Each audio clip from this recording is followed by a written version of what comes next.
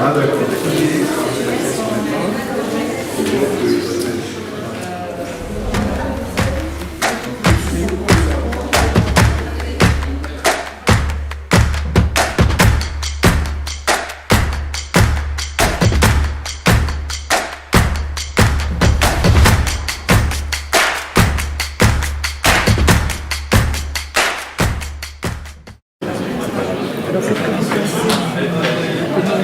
Bonjour à tous, je propose qu'on débute cette dernière table ronde de la journée, bien c'est toujours difficile.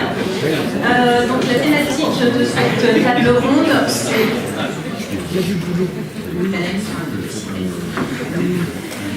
L'objectif de cette table ronde est d'échanger sur la valeur d'usage du compte de formation et comment relever les enjeux qui ont été abordés dans les discussions précédentes autour de l'adoption du compte de formation, comment effectivement faire que les montants soient mobilisés, et puis également avoir une vision un peu plus prospective sur quels sont les enjeux de développement des usages, quels sont les services qui peuvent être rattachés dans une vision de développement au compte de formation.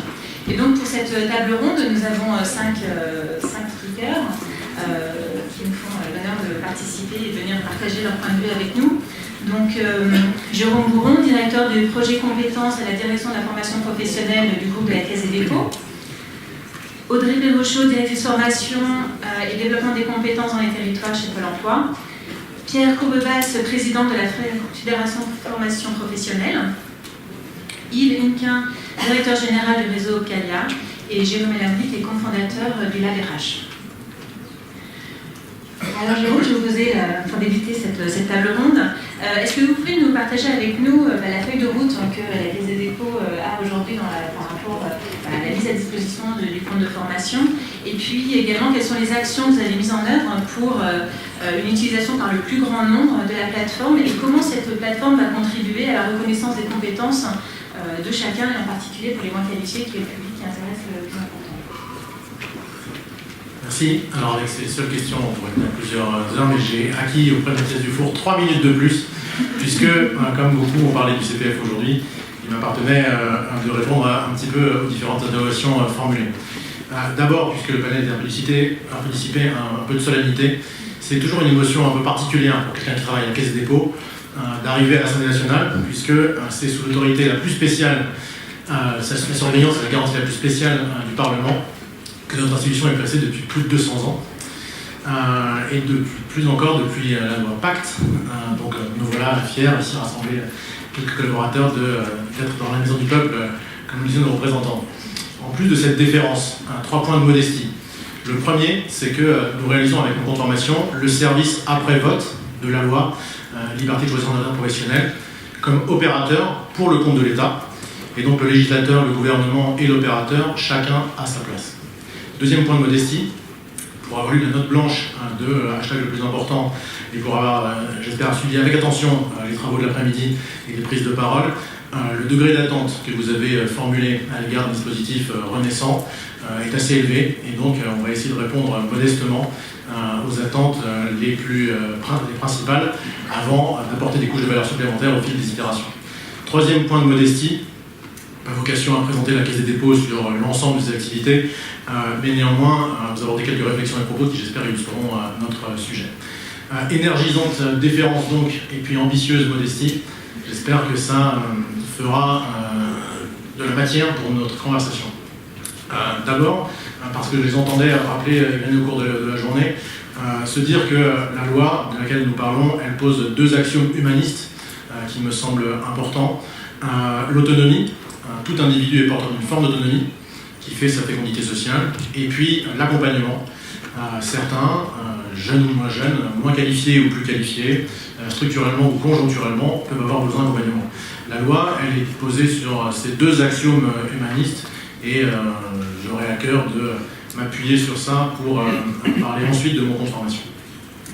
J'ai d'abord agrégé pas mal d'études pour essayer d'être sérieux face à vous, et écrit 12 pages, et puis ensuite je me suis dit que je vais me concentrer sur quelques mots-clés. J'avais préparé une petite présentation en PowerPoint, mais j'ai décidé de ne pas vous la montrer pour essayer que la conversation soit plus naturelle. Et donc les quelques mots-clés retenus sur le sujet, ça pourrait être inclusion, certification, simplicité, innovation, personnalisation, strategic workforce planning, skill data management, confiance, numérique, autonomie, parcours, service. Voilà, vous avez 10 minutes.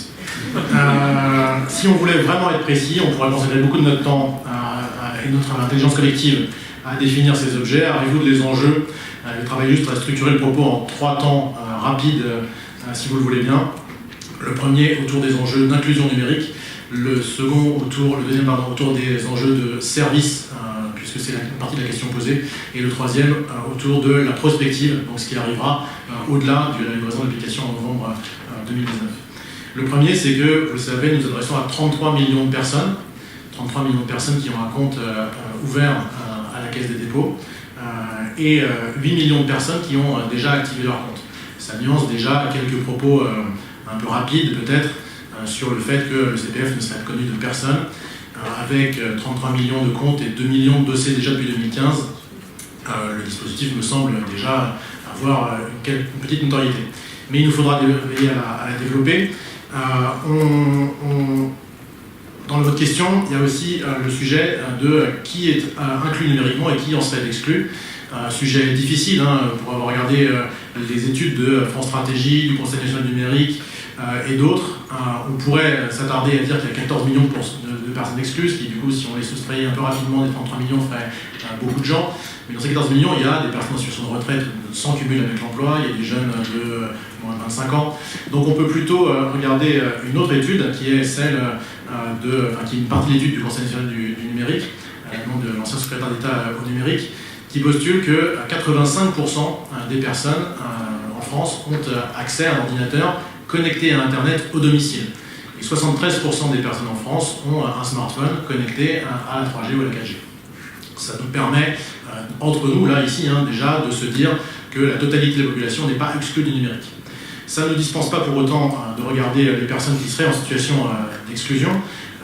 Il y a sur la démarche en ligne 67% des Français qui ont réalisé en 2018 au moins une démarche en ligne. Et là, on voit tout de suite des disparités qui apparaissent. 90% de ces personnes, 90% chez les diplômés du supérieur et 30% chez les non-diplômés. Donc ça commence à toucher du doigt une partie de votre question du jour qui est est-ce qu'il y a des disparités entre les moins qualifiés et les plus qualifiés. La France, on pourrait avoir tendance à goûter au French bashing, elle est tout de même 9e au rang européen, sur 28 donc, des pays pour lesquels les personnes réalisent des démarches numériques en ligne. C'est ce qui nous fait anticiper, comme opérateur, mettant en œuvre la loi, que réaliser une application mobile pourrait avoir du sens, y compris sur le sujet de formation. Néanmoins, 1,5 million de personnes de 16 à 65 ans en situation d'illettrisme, le chômage des personnes en situation de handicap est plus élevé, 2 fois plus fréquent que dans d'autres catégories de population, et puis 65% des personnes en France profitent peu ou pas des bénéfices du numérique. À chaque fois, je pourrais vous donner les sources après. Donc, il y a tout de même une forme d'inclusion numérique et de compétences numériques assez forte dans notre pays, il faut l'avoir en tête, mais des situations d'exclusion ou d'éloignement ou de non-bénéfice de la totalité des sujets.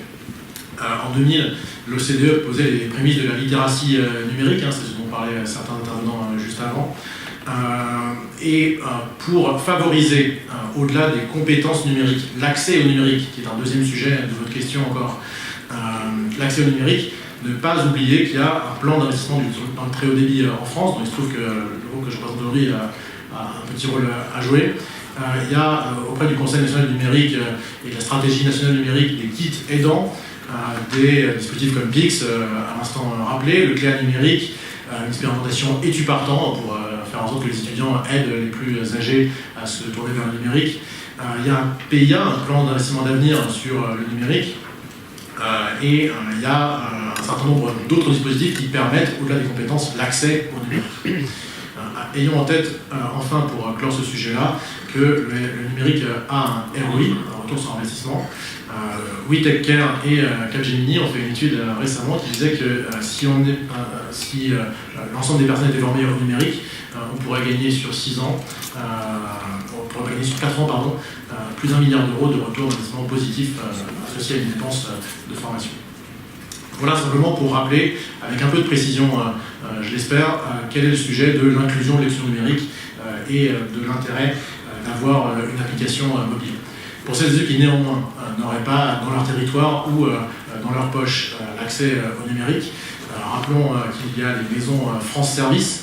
La présidence de la République a annoncé qu'elle serait présente dans chacun des 2000 cantons en France, et donc que ces endroits pourraient être des lieux d'accès au droit et au numérique, des hubs territoriaux, un plan d'investissement de 45 millions d'euros porté par la Banque du Territoire qui va amener des lieux à se doter d'accompagnement numérique, et enfin des tiers-lieux qui sont donc 1800 en France et qu'on peut solliciter en plus des opérateurs bien connus du Conseil en évolution professionnelle. Les Français, deuxième idée reçue, les Françaises n'auraient pas envie de se former.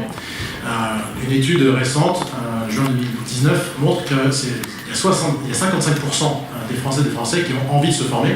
Ça n'est pas neutre, c'est assez loin des remarques, là encore peut-être un peu rapides, qui prétendent que les personnes ne seraient pas en volonté d'apprentissage. 70% des salariés dans cette même étude envisagent une formation pour faire évoluer leur carrière. C'est plus 9 points par rapport à l'édition précédente de l'enquête. Je citerai toutes les sources juste après, c'est juste pour pas alourdir le propos. Donc voilà, on a quand même 70% des salariés, et c'est une partie de la population, j'en conviens bien, qui a envie de se former pour faire évoluer sa carrière. On a donc des personnes qui sont majoritairement incluses numériquement, qui ont envie de se former, et qui prévoient donc à la mise à disposition de l'application mobile de l'utiliser pour se former. Quel est le défi qui nous attend à ce moment-là? C'est d'informer sur les dispositifs de formation. Il ne suffit pas d'avoir une application mobile connectée à la 3G et d'avoir envie de se former pour accéder à l'information sur la formation.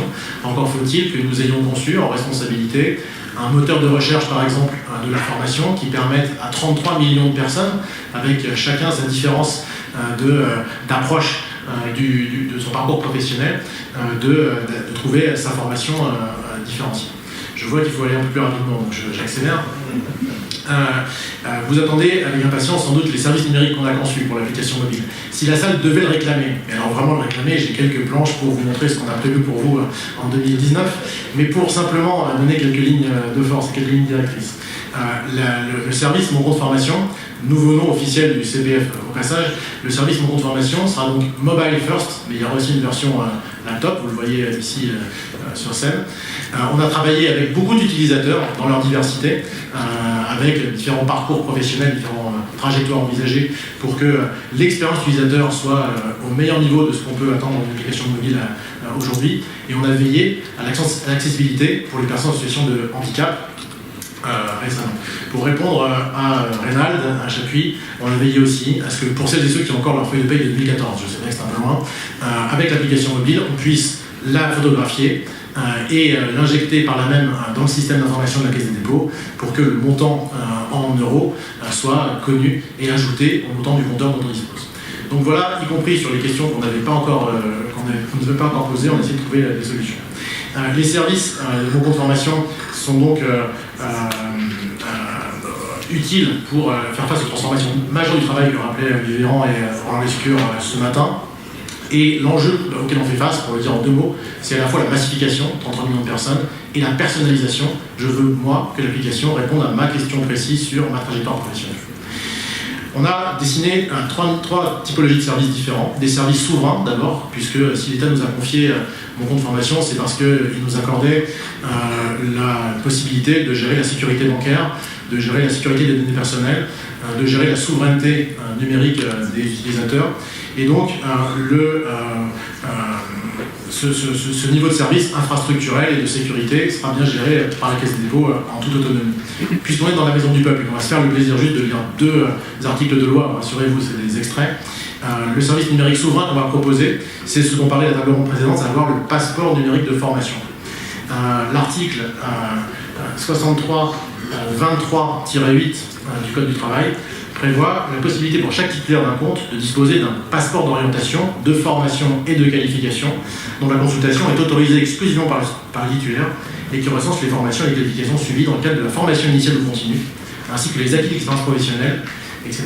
Donc vous voyez là qu'on a tout un enjeu avec l'écosystème que vous représentez. Jean-Marc Mériot parlait des données du système d'information du ministère de l'Éducation nationale.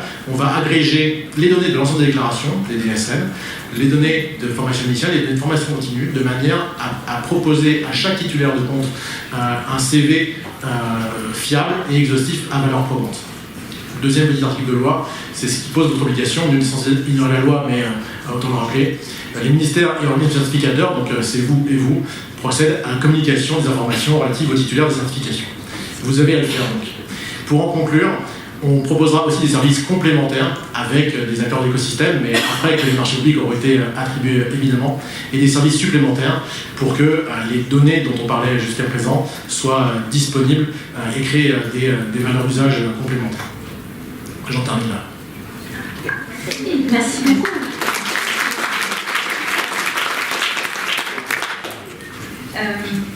Du coup, est-ce que, en tant que Pôle emploi est un des grands acteurs de la formation professionnelle en France, et donc vous intervenez aussi dans l'accompagnement des personnes justement dans leur réinsertion et dans leur orientation professionnelle, et la formation est souvent un outil pour aider justement à cette orientation professionnelle.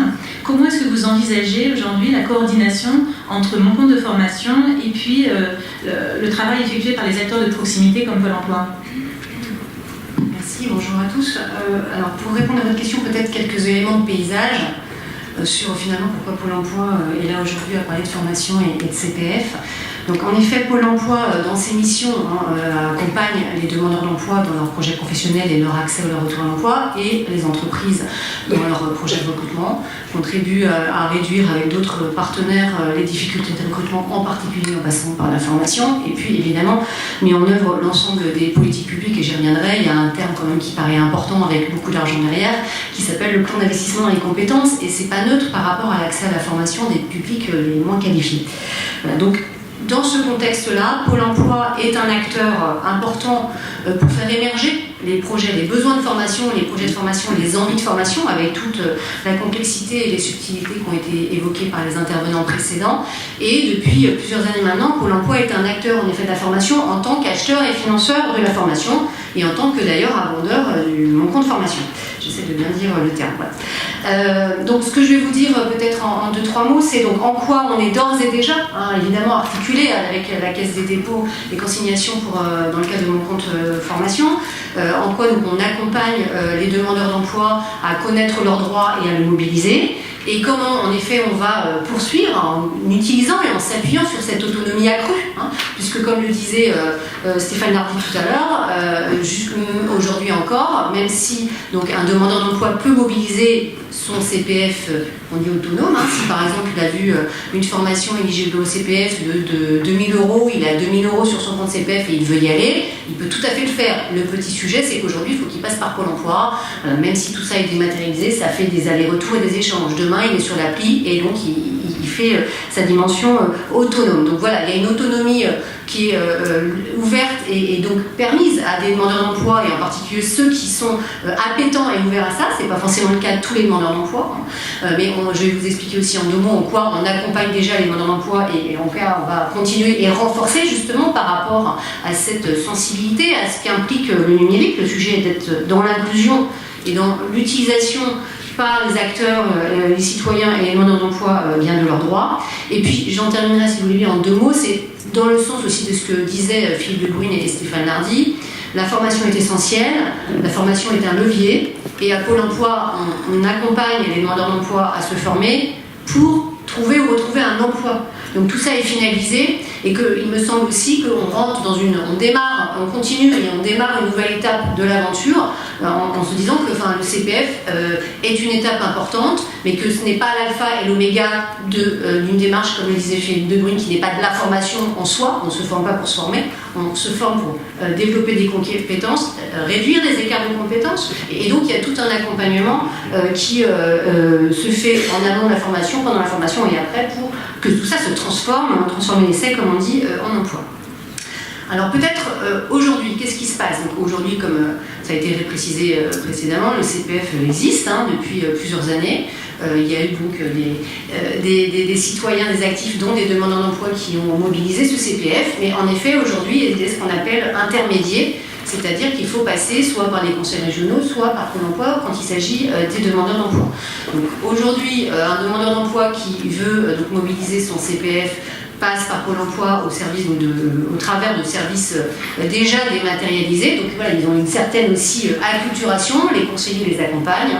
Je ne vais pas épiloguer, ce n'est pas le sujet, mais on a évidemment une politique très active à Pôle emploi pour développer la littératie numérique, le fait que les demandeurs d'emploi soient à l'aise pour utiliser donc, le numérique, les réseaux sociaux et tous les usages dans une vue de recherche professionnelle et de recherche de formation.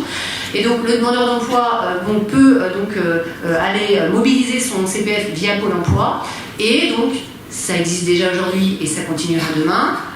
Dans beaucoup de cas concernant les demandeurs d'emploi, Pôle emploi peut être conduit à ce qu'on appelle abonder, c'est-à-dire compléter en fait le montant apporté par le demandeur d'emploi avec son CPF, parce que le montant ne sert pas à couvrir la formation. Et on va dire sans polémique, il se trouve, on le voit nous tous les jours, c'est qu'en effet cette dimension par rapport à ce qui a été dit précédemment, d'une difficulté à finalement comprendre mon compte formation, mon compte formation, au-delà des compétences, il y avait une difficulté pour un certain nombre de demandeurs d'emploi à appréhender concrètement ce que ça voulait dire un droit en heure. Là aujourd'hui c'est assez simple, hein. On voit le prix, on voit 2000, ça coûte 2000, ça coûte moins, ça coûte 2005. Ah bah si ça coûte 2005, je vais peut-être aller voir le demandeur de Pôle emploi pour lui demander s'il veut abonder. Donc il y a une dynamique, on le voit, hein, qui se fluidifie et qui s'accélère.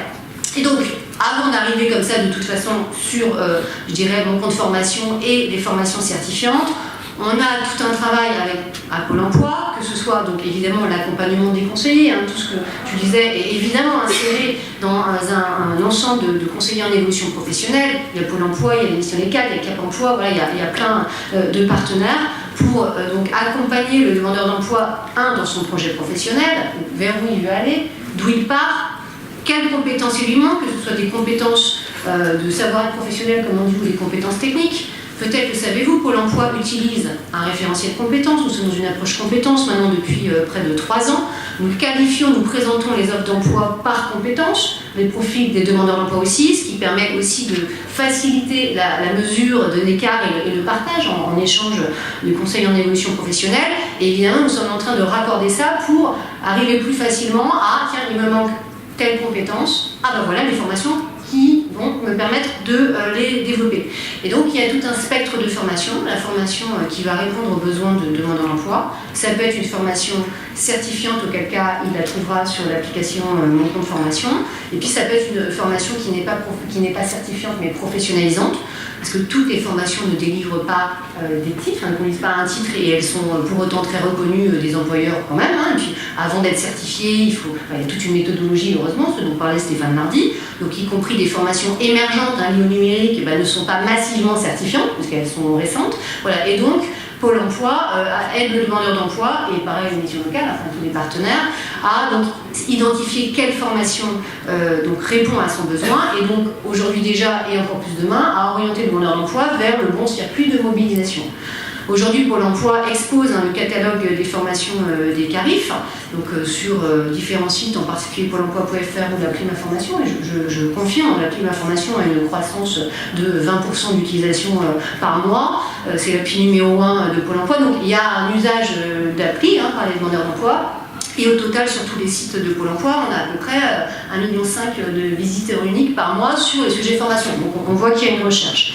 Demain, encore plus qu'aujourd'hui, on aidera le demandeur d'emploi à identifier la formation et donc à s'orienter avec des éléments qui vont s'intégrer informatiquement au fil du temps, directement pour aller directement sur l'appli Mon compte formation, j'allais dire CPF, dès lors que la formation est certifiante et que le demandeur d'emploi donc, a des euros sur son compte Ma Formation. Avec, et en échange, on est évidemment en échange extrêmement resserré, que ce soit du point de vue du message du conseiller Pôle emploi ou des messages de l'appli quand le demandeur d'emploi sera en train de naviguer, des messages pour dire nous sommes là, nous vous accompagnons. Ne restez pas seul si vous avez besoin d'appui et si en particulier votre projet professionnel n'est pas mûr ou si vous n'avez pas très bien à trancher entre tel et tel type de formation. Donc voilà, il y a un sujet évidemment majeur d'accompagnement et d'insérer le demandeur d'emploi dans un accompagnement s'il le souhaite, avec la valeur ajoutée qui nous semble, nous, très bénéfique, parce que c'est la politique de Pôle emploi de la digitalisation, permettre à ceux qui sont autonomes eh bien, de pouvoir accéder aux services et aux ressources dont ils disposent et à leurs droits sans devoir passer par Pôle emploi. Et puis, donc, pour terminer, évidemment, comme on l'a dit, tout ça n'épuise pas le sujet de la formation. Les sujets, quand même, vous travaillez depuis quelques années sur la formation, les sujets techniques, technologiques et fonctionnels sont quand même assez majeurs pour faciliter l'accès de la formation, en particulier, en tout cas je parle de ce que je connais pour les demandeurs d'emploi. Je suis arrivée, et donc il y a à peu près 3 ans sur ce sujet, et on était quand même à peu près à un niveau de dématérialisation 0. Ou quand on voulait demander une aide individuelle à la formation, il fallait faire jusqu'à 7 allers-retours parce qu'il manquait toujours une case qui n'était pas cochée, il fallait leur dire voilà, organisme de formation, enfin voilà, on prenait 3 à 4 fois plus de temps qu'aujourd'hui pour obtenir le dossier complet et l'instruire. Donc la digitalisation pour les demandeurs d'emploi, avec évidemment toujours l'accompagnement des conseillers à côté, c'est une démarche majeure. C'est avec la digitalisation qu'aujourd'hui, un demandeur d'emploi, il suit, comme quand vous commandez un colis, vous savez, vous avez la trace de où est-ce qu'il est le colis, etc. Et voilà, c'est pareil. Il sait exactement quand il fait une demande d'aide individuelle à la formation, où en est le traitement de sa demande. Voilà. Est-ce que donc elle est instruite, il manque une information, il manque quelque chose, il a consenti à mobiliser son plan de formation, elle est validée, etc. Donc il a tous ces éléments et c'est capitalisé dans son dossier. Donc c'est dans ce contexte-là où, je dirais, il n'y a pas de nouveautés marquantes. Hein, on ne passe pas d'un univers pas digital à un univers digital. On l'est déjà, et d'autant plus, et c'est un sujet d'échange quotidien avec la Caisse, très vigilant à accompagner.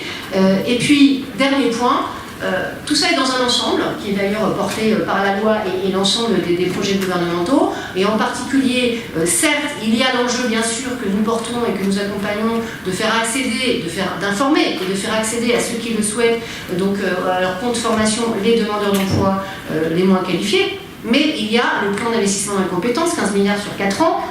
Le plan d'investissement dans les compétences, c'est quoi? Ce sont des achats de formation par les conseils régionaux, au premier chef qui sont compétents sur la formation continue des chercheurs d'emploi, et aussi Pôle emploi, qui est un acheteur important dans la démarche, donc d'acheter des formations pour les publics qui sont les moins qualifiés, pour accompagner cet effort et cet enjeu énorme de qualification que, évidemment, on partage, et leur mettre à disposition des formations. Voilà. Donc, ces publics-là en particulier, auront un panel très large de multiples formations qui sont décidées, je vous rassure, par des travaux collégiaux, basés sur des données statistiques, des besoins de territoire, des besoins de recrutement des entreprises. Hein, c'est pas quelqu'un dans un comité Théodule qui se met à dire je vais acheter ici ou ça. Donc tout ça est partagé avec le monde économique. Donc il y a déjà beaucoup de formations qui sont mises à disposition des demandeurs d'emploi en général et en particulier des moins qualifiés, donc achetées par le plan d'investissement compétences. Et pour des formations qui répondraient à des besoins individuels mais qui ne répondent pas à des enjeux de territoire massifs, eh bien, il y a mon compte formation, avec, si besoin, l'appui de Pôle emploi pour abonder et l'appui d'autres abondeurs, je ne vous cite pas les articles de la loi. Tout ça, Pôle emploi, avec un enjeu, et je le termine aussi, on est au début du projet, voilà, pour les demandeurs d'emploi qui le souhaitent, bien sûr, et on est toujours à côté d'eux et on leur redit qu'on est à leur disposition. Et on est ici à la fin, l'enjeu, c'est de transformer la formation en emploi, donc de valoriser les compétences. Là aussi, on a tout un système, je dirais, de continuum, pour que le demandeur d'emploi s'y retrouve et sur l'appli et sur son compte, son espace personnel Pôle emploi, et donc surtout de mettre à disposition des employeurs l'information sur les compétences que les demandeurs d'emploi viennent d'acquérir, avec, je dirais, une confiance évidemment très accrue. En fait, passons par le CPF, et même si c'est un achat autonome, et d'autant plus que c'est un achat autonome, si je puis dire, eh bien, c'est une formation certifiante. Merci.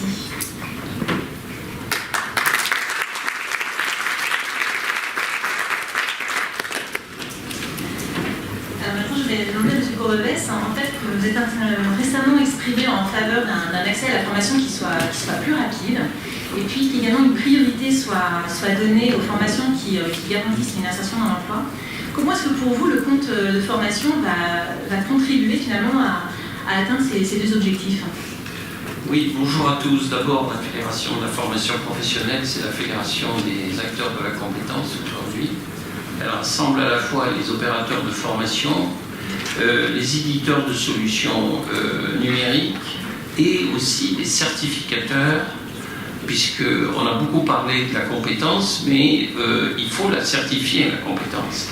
Donc on se veut être un lieu et une plateforme de rassemblement en vue d'industrialiser un peu la compétence, de la massifier. Voilà donc un premier point. Alors, par rapport à votre question, nous on voit pourquoi nous soutenons l'idée du CPF. D'abord, premier aspect, c'est la Fédération de la formation professionnelle qui, en 1995, a proposé qu'il y ait un compte personnel formation qui soit développé. On partait d'une analyse, puisque nous, on représente les formateurs, les producteurs de formation, on partait de l'idée qu'il fallait que l'offre et la demande se rencontrent dans un lieu sans filtre, qu'on ait des personnes qui puissent choisir leur parcours de formation et les formations qu'ils souhaitent faire. Ce qui ne veut pas dire que le CPF aujourd'hui doit devenir dominant comme voie d'accès à la formation. Il doit rester d'autres formules de formation que ma collègue a développées tout à l'heure, et elles doivent rester. Il ne s'agit pas de créer des formules concurrentes. Il s'agit de créer une voie d'accès à la formation des intermédiaires. Alors sur ceci, les conséquences de l'appli. Alors d'abord, nous on considère que c'est un extraordinaire appel d'air à la formation, que d'abord l'appli va être, on oublie un peu, mais un outil massif d'information sur l'offre de formation elle-même, alors qu'aujourd'hui l'information sur la formation est éclatée. Là, un individu, une personne, un actif pourra connaître directement, par rapport à son lieu, par rapport à la géolocalisation, l'offre de formation potentielle sur lequel il peut avoir accès. Et ça, c'est un appel d'air, ça crée de la lisibilité, parce que je vous rappelle quand même que jusqu'à présent, la formation en France, c'est le parcours du combattant. C'est-à-dire que nous avons seulement 35% des actifs qui rentrent en formation, alors que tous les pays qui nous environnent, c'est 50%. Donc il faut quand même réfléchir à trouver des solutions innovantes qui développent l'accès.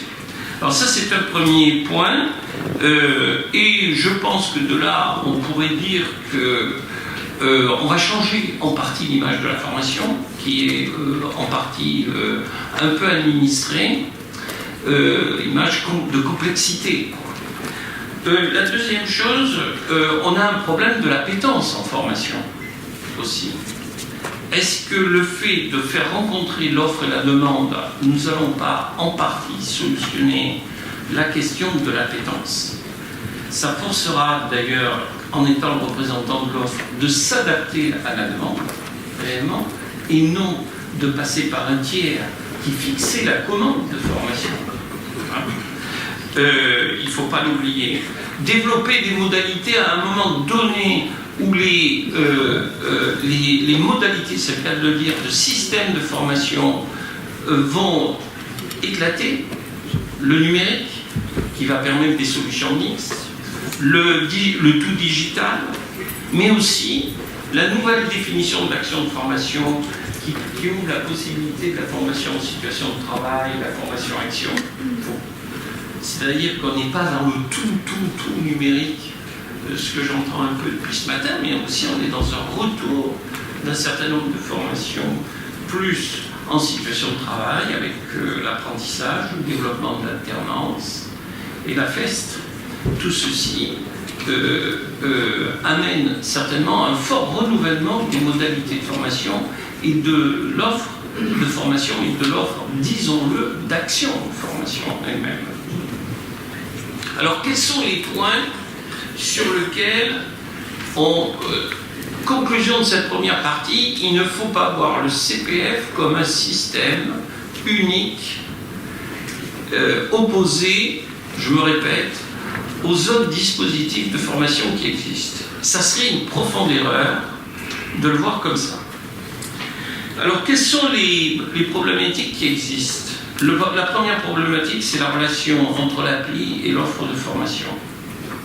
Il faut qu'elle soit simple, rapide, que l'offre de formation puisse être réactive, c'est-à-dire que toutes les interfaces fonctionnent très bien. Ça, c'est le premier aspect. Le deuxième aspect, parce que si on a une offre qui n'est pas à jour par rapport à la demande de formation, ça ne marchera pas. Le deuxième aspect, c'est justement d'éviter l'isolement du CPF, et notamment, le CPF ne résoudra pas tous les problèmes de financement des formations, notamment longues et certifiantes.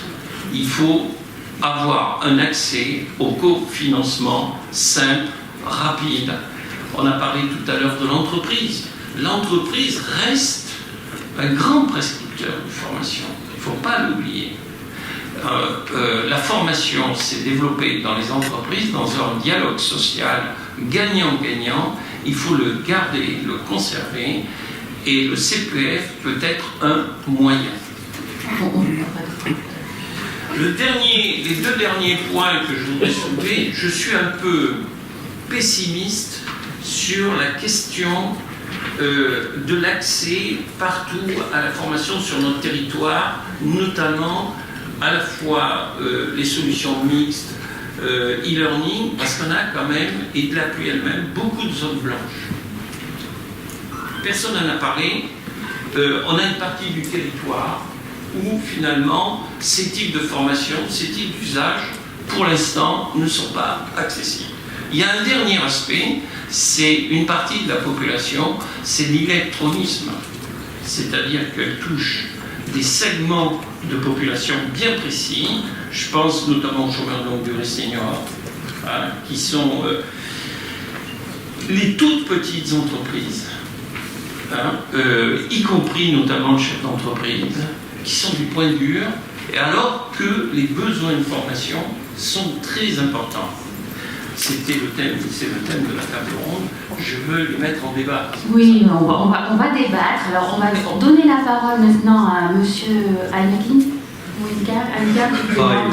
Excusez-moi, je suis désolée. Alors vous, quelle est votre vision? Qu'en pensez-vous? Êtes-vous d'accord avec les... C'est la fin de journée, je ne sais pas, Jérémy, je ne sais pas quand on arrive en dernier. Les belles phrases et les trucs intelligents ont déjà été énoncés. Donc c'est une fois de plus, j'avais préparé des choses super brillantes, franchement. Non mais je suis sûre que vous avez encore des choses brillantes à dire. Oh, voilà. Donc, voilà, je mesure mon propos. Je ne suis pas convaincu par l'appli CPF, silence, comme outil unique de l'enrichissement des compétences. C'est ça, c'est fait. Mais j'ai toujours dit au cabinet Enco, c'est bien, c'est un outil. Je vais vous faire des confidences, j'ai besoin de m'épancher. Nadal, Federer. Ah, je l'ai vu, Nadal, Federer, c'était magnifique. Ils vont encore jouer. Ouais, c'est dingue. Et j'ai compris leur secret. Ils étaient toujours ensemble. C'est la raquette. J'ai acheté la raquette de Federer. Je ne ferai jamais Wimbledon ni Roland Garros. Donc c'est bien. Est-ce que c'est la raquette qui fait le joueur? Est-ce que c'est le son qui fait l'artiste? Est-ce que c'est l'appli qui sera très bien faite? Tu l'avais résumé, Jérôme, j'ai aucune inquiétude.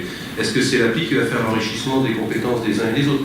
Pendant un an, j'ai embêté tout le monde avec mon histoire de Gisèle. Peut-être que certains ne se souviennent pas, mais Gisèle, qui est en Bretagne, c'est dans la région, pendant une heure, m'explique comment, elle demande comment l'aider à mobiliser son CPF pour faire les travaux de sa cuisine. Et demain, elle ne pourra pas sur l'appli faire les travaux de sa cuisine avec son CPF. Donc c'est vrai que c'est tous ces sujets-là. Ça dépend aussi si on veut rentrer dans une démarche certifiante ou si on veut se former. Oui, là j'ai déjà fait pour le plaisir. Voilà. Gisèle déjà, et c'est une copine de famille, donc je dis stop, on reprend le sujet. Donc je reviens sur le sujet de l'appli. Je suis convaincu que c'est un outil, c'est un support. Tu l'as bien dit, Président, ce n'est qu'un support. Ce n'est qu'un support, c'est un des éléments, c'est un des outils de la formation professionnelle continue. Alors, je prends 2 ou 3 exemples, hyper rapides, pour ne pas prendre trop de temps. Je suis missionné en ce moment sur un gros dossier, la thématique de l'illettrisme. Dans l'illettrisme, on a ce que tu as évoqué aussi, l'électronisme. Parce que pour passer à un deuxième mot chic. Ça veut bien dire que pour pouvoir se connecter, il faut connaître, il faut avoir un smartphone, il faut avoir une tablette. Bon, ça va vite progresser, on est bien d'accord. Il faut pouvoir le maîtriser, il faut pouvoir être accompagné sur le sujet, il faut pouvoir se connecter. Et il faut être en capacité d'autonomie pour le choix ou sa prédestinée pédagogique. Donc je reste convaincu qu'il y a besoin d'accompagnement. Le CEP, pas le CEP, les organismes de formation, la transformation Pokémon d'aujourd'hui, la transmutation Pokémon des OCA en locaux. Ben, ça aussi, on aura donc les uns et les autres un rôle à jouer. Feu, les ex-FONGECIF, transformés en CEPIR, auront aussi un rôle à jouer. Donc c'est vrai que sur ces sujets-là, je reprends le thème de la journée, mettre le numérique au service des compétences, j'en suis totalement convaincu. J'ai une bonne nouvelle, on n'a pas le choix. C'est comme ça. Si on ne va pas assez vite, les nouvelles générations elles vont nous dépasser sans nous demander leur avis. Donc sur le sujet, 2-3 exemples. Sur l'illettrisme, en dehors de la mission, on a chez Eucalia, je le dis une dernière fois, parce que la fin de l'année, ce sera que Eucalia, ça c'est aussi la résilience, ça fait partie des sujets. On a fait une appli qui vient d'un didacticien qui s'appelle Millimètre. Ça cartonne. On a fait 60 000 personnes. Mais 60 000 personnes sur le sujet de l'illettrisme, c'est rien. C'est 60 000 personnes qui se sont connectées parce qu'elles ont entendu parler en cours, et puis on est chacun face à soi-même sur le sujet. C'est un outil, c'est pas la solution, et il n'y a pas de demande de prise en charge ou de financement, parce que c'est gratuit. C'est une appli gratuite. On n'a pas solutionné grâce à la solution digitale la thématique. Deuxième sujet, on a mis en œuvre une espèce de TripAdvisor au booking.com de la formation, peu importe le terme, ou sur les fonds mutualisés pour les entreprises de moins de 10, de moins de 50, en partenariat avec les très bons organismes de formation de la SFP. Je le dis, voilà, ça c'est fait. Mis en œuvre des actions catalogues, mais de clics. Donc ça veut dire que l'entreprise, notamment moins de 10, moins de 50, comme pour une mutuelle, reçoit un SMS mail pour dire bon, c'est pris en charge 100% sur les fonds mutualisés parce que vous êtes une entreprise de moins de 10 salariés. Bah, ça marche, mais ça ne résout pas tous les problèmes. L'étape d'après, c'est partir vers l'intelligence artificielle, style ceux qui ont aimé telle formation ont aimé aussi telle formation. Ils ne reconnaissaient aucun site commercial qui a pu longtemps responder dernièrement. Il y a ça, et puis après on pourrait aussi imaginer pousser des boucles spécifiques. En tout cas, c'est encore un nouveau monde ça, il va falloir l'explorer. Est-ce que j'ai le droit de toucher l'individu ou est-ce qu'il faut que je touche le DRH, le manager? Il y a encore tout à faire, il y a encore tout à faire sur ces sujets-là. Dernièrement aussi, on a initié avec une ligue de bienfaiteurs de l'alternance un chatbot sur l'alternance qui s'appelle Walt, qui cartonne aussi, comme quoi on peut avoir de temps en temps des idées et ça fonctionne bien. Et c'est super un chatbot. Un jeune qui cherche à s'orienter sur l'alternance, avec le chatbot, aller à 85% de ses questions, il y a des réponses directement par un petit chat qui lui répond, et ça marche. Sauf qu'à un moment ça s'arrête. On a besoin aussi de l'humain. Et à un moment, parce qu'on ne t'en fera pas d'un chatbot, il faudra un conseiller, non pas virtuel, mais quelqu'un qui prenne la chose en main pour l'accompagnement et dire, alors je parle de l'alternant, mais au niveau du salarié ou du demandeur d'emploi, il y a le CPF, et le CPF c'est un des outils de la boîte à outils. Donc transformation, transmutation Pokémon, les OCA deviennent locaux, c'est comme ça, on y va. Le CPF sous forme d'appli, c'est comme ça, et on y va, ça va marcher. On n'a pas le choix. Alors évidemment, toute période de réforme fait que on avance qu'à an, c'est pas toujours simple, on prend tous les dispositifs, il faut que toutes les circulaires et toutes les arrêtés soient arrêtés, c'est pas encore le cas. Voilà. Mais après, je vous donne une dernière histoire.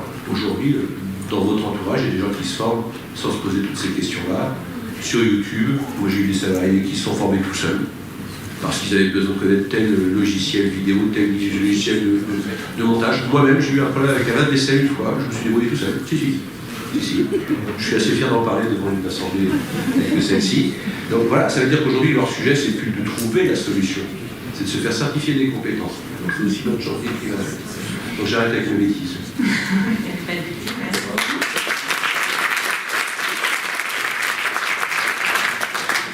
Du coup, vous avez dit justement pour certifier ces compétences, vous du point de vue du Lab RH, vous avez un bon point de vue sur tout l'écosystème de la tech RH. Et donc, du coup, qu'est-ce que vous voyez comme solution et services innovants qui émergent et qui justement aident à ces problématiques? Alors nous, on a une solution magique qui résout tous les problèmes. Voilà. Non, bon, vous voyez bien, le sujet est loin d'être aussi simple que ça. Et je tiens à dire à mes 4 collègues que je suis extrêmement honoré de faire la table ronde avec eux, et que tout ce que je vais dire peut concerner leurs organisations, mais ne porte en aucun cas sur les personnes. Voilà. Puisqu'il se trouve que j'ai un exemple pour chacun d'entre vous. En fait, c'est pas toi, mais c'est les autres cas. C'est pas toi, c'est l'un des tiens. Non, mais moi, ça fait, c'est tout jeune, hein, moi, ça fait 7 ans que je baigne dans l'affaire. J'ai trempé dans l'affaire, ça m'a fait vivre aussi, comme beaucoup de gens dans la formation qui trempent dans l'affaire. Parce que bon, moi quand je vois le monde de la formation, et en France particulièrement, j'ai l'impression que c'est un peu la mafia qui se serait mariée avec l'ONU, quoi. C'est un monde très très particulier, extrêmement opaque et extrêmement inerte. Néanmoins, il y a beaucoup de choses qui bougent. Mais je vais commencer. Donc j'ai eu la chance de gagner l'appel d'offres pour développer le compte personnel d'activité. Donc appel d'offres lancé par la DGEFP, opéré par la Caisse des dépôts sur le commandement du ministère du Travail. On a donc gagné cet appel d'offres sur un projet extrêmement ambitieux, 88 pages pour développer le compte personnel d'activité et mettre fin à cette bouse qui était le compte personnel de formation. Je me rappelle de la réunion où il y avait la ministre dans la pièce au ministère et elle me dit voilà, quel est votre avis sur le compte personnel de formation? Et je dis le truc c'est une bouse, j'ai essayé, j'arrive même pas à me connecter, c'est mal foutu. Et donc il y a une dame à côté qui fait c'était moi la directrice. Et donc moi je lui fais vous savez de quoi je parle alors. Et il se trouve qu'en fait, pour l'anecdote, c'est ce genre de choses qui font qu'on a après été sollicité dans les travaux pour aller plus loin et répondre à l'appel d'offres. Parce qu'il y avait une réelle volonté d'aller plus loin et de proposer une réelle offre servicielle au-delà d'essayer de simplement proposer une extension à la plomberie, qui est le monde de la formation. Et en fait, donc un dossier de 88 pages qu'on a monté avec beaucoup de cœur, beaucoup de passion et beaucoup de personnes issues du monde de la recherche en apprentissage, issues du monde du développement, de la formation, du digital, enfin du numérique ici. Et finalement, après être passé par les fourches codines du ministère, de la DGEFP et de la Caisse des dépôts, qui était pourtant la Caisse des dépôts l'acteur le plus proactif et de très loin sur le sujet, le plus innovant, on s'est retrouvé avec un dossier, finalement, le cahier des charges de l'application tenait en 8 pages. Et vous le voyez aujourd'hui, c'est le compte personnel d'activité qui a un petit peu évolué depuis, mais quelque chose d'extrêmement pauvre qui ne change pas du tout, qui ne change pas l'usage et qui est extrêmement restrictif, parce qu'il y a pas mal de sujets. Autre exemple, 2013, on lance la conception de l'Emploi Store avec Pôle emploi. Qui sur le papier est quelque chose de vraiment formidable puisque l'Emploi Store aurait pu être une extension fantastique du CPF. L'Emploi Store censé proposer tous les services qui permettent d'aider à la recherche d'emploi. Donc depuis je ne sais pas ce que je veux faire dans la vie, à je cherche une formation, à comment je prépare mes entretiens, tous les services possibles. Et donc avec l'idée d'un parcours sans fil, sans couture. Mené par Capgemini, je ne parlerai pas du budget, ce serait indécent, mais tout ça pour aboutir à quoi? Sincèrement, un catalogue qui recense des liens de start-up et que j'aurais développé pour 20 000 balles. Réellement. Encore une fois, une ambition très très grosse, mais un éléphant qui accouche d'une souris. Et en fait, dans le monde de la formation, dans le monde de l'orientation, c'est quasiment systématiquement ça. C'est-à-dire des très belles ambitions, des gens qui comprennent vraiment bien les sujets, et puis au moment où on passe dans l'exécution, le truc est complètement pété de tous les côtés. Moi je me souviens, sur le compte personnel d'activité, on a mis en place un test de personnalité pour permettre aux gens de mieux identifier leur profil et mieux se connaître. 2 jours avant le lancement, Mediapart qui contacte le ministère, est-ce que c'est vrai que vous comptez créer une base pour identifier la personnalité de tous les Français? Le ministère qui se met à paniquer, on enlève tout ça. Nous on dit non, tout est interconnecté, on ne peut pas l'enlever, c'est pas un microservice, vous n'avez pas voulu. Donc du coup tout est interconnecté. Et donc dans le menu ils enlèvent tous les liens, tout ça, il fallait se battre pour aller trouver le test de personnalité, le truc complètement déglingué. Et donc il y a des exemples comme ça sur ces projets-là, j'en ai des dizaines. Et donc il y a un moment donné un problème dans la compréhension de l'exécution entre l'ambition initiale et puis une fois qu'on exécute comment ça ressort. Et derrière il y a un problème dans l'alignement des volontés. Puisqu'il y a certaines personnes qui sont plus issues de la technocratie que de l'ingénierie pédagogique, qui pour le coup ne comprennent pas vraiment les sujets. Après, sur la formation professionnelle, j'ai envie de dire, aujourd'hui, la formation évolue un peu, mais je parle de formation initiale comme de formation professionnelle. Le monde de la formation, ça reste le XVIe siècle.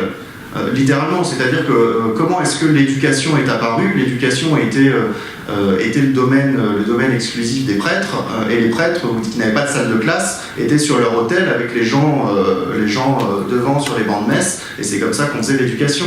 Et 400 ans plus tard, les salles de classe ressemblent peu ou prou toujours à ça. Et donc, le monde de la formation a eu tout le temps de se poser la question de est-ce que mettre les gens dans une salle et de leur balancer des trucs pendant 8 heures, c'est le meilleur moyen d'apprendre? Moi, je pense qu'il y a des vrais efforts de recherche et développement. Le CRI travaille beaucoup dessus, François travaille beaucoup dessus, que ce soit sur les notions d'ancrage, que ce soit sur beaucoup de notions, comment est-ce qu'on favorise l'apprentissage, par la répétition, par beaucoup de choses, par la réflexivité.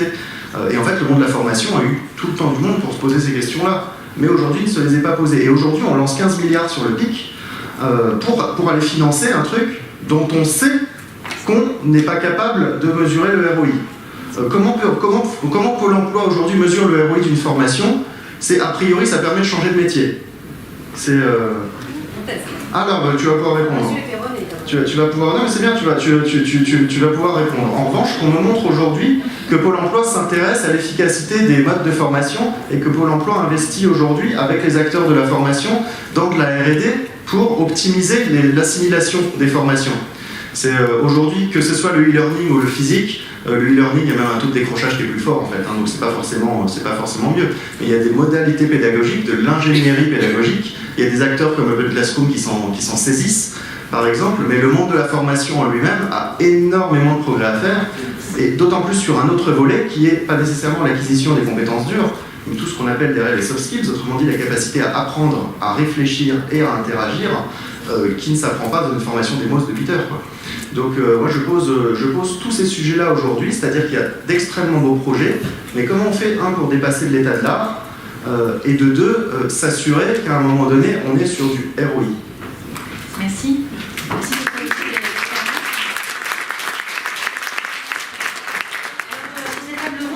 Je vais peut-être quand même vous donner quelques éléments de contexte qui ne puissent pas répondre à la question sur le sujet. Il faut être modeste et on est d'accord que, je pense qu'on est tous là pour ça, il y a une dynamique d'amélioration qui est enclenchée, il y a des moments d'accélération, il y a des moments de questionnement.